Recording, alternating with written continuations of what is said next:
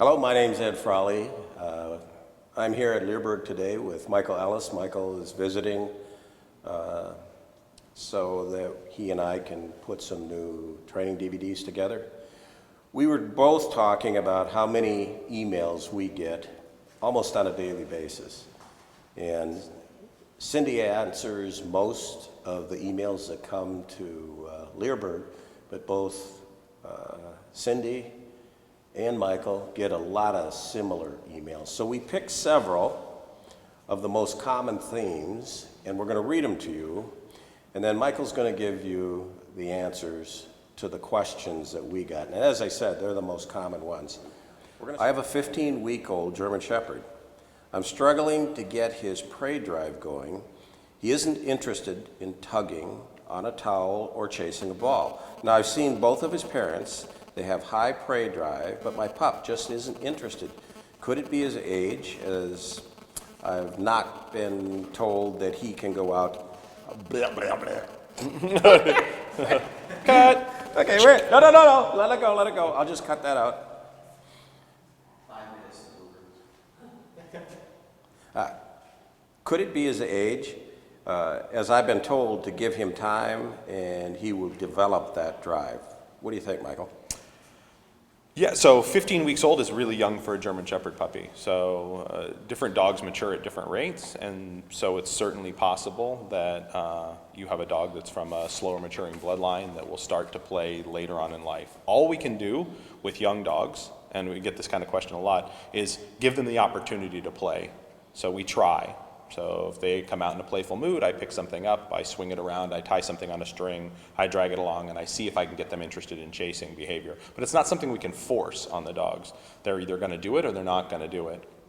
And many young German Shepherds, under 6 months to a year, aren't interested in playing, and then as they get older, that drive does come up.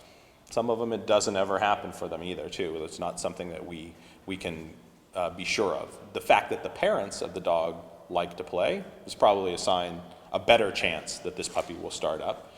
So there's a lot of patience involved in starting young dogs and puppies, and you have to sometimes wait that out, and they'll surprise you frequently, and sometimes they won't, and we'll have to find other ways to motivate them.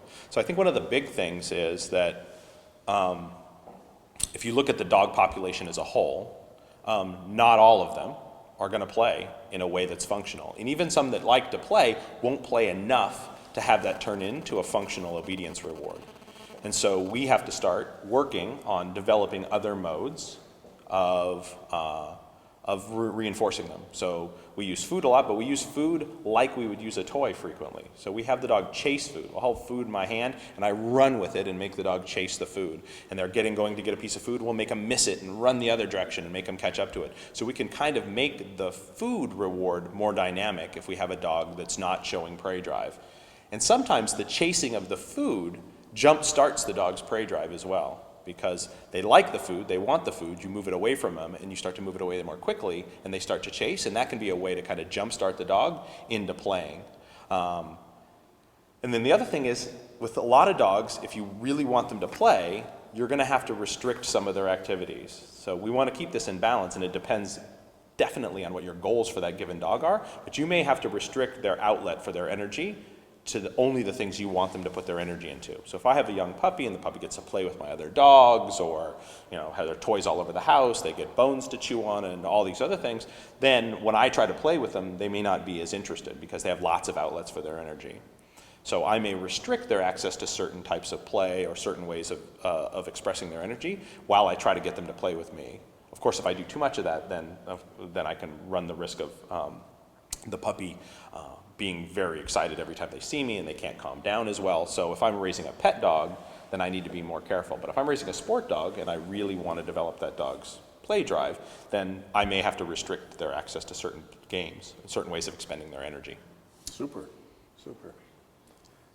Cut.